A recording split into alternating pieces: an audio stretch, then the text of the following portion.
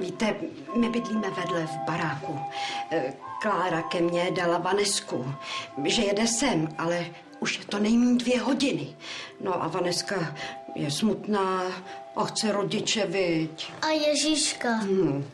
Já bych vám ji sem nepřivedla, ale před nemocnicí v autě na mě čeká můj syn. Jedu k jeho rodině. A už teď máme hrozný zpoždění.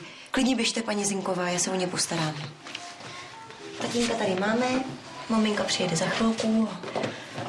Ježíšek. Když mě je to takový hloupý.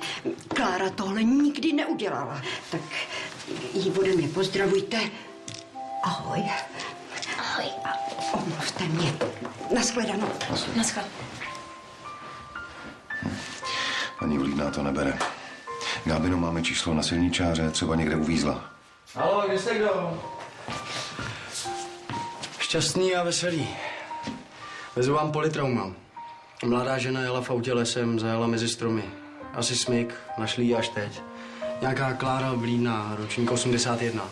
Maminka už je tady? To je... Moment.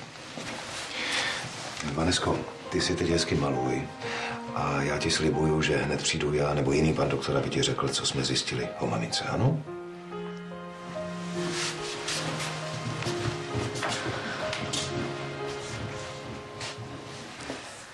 Jenom aby to maminka stihla. Ježíšek to bude každou chvíli. Na maminku určitě počká, když kvůli němu tolik spěchala.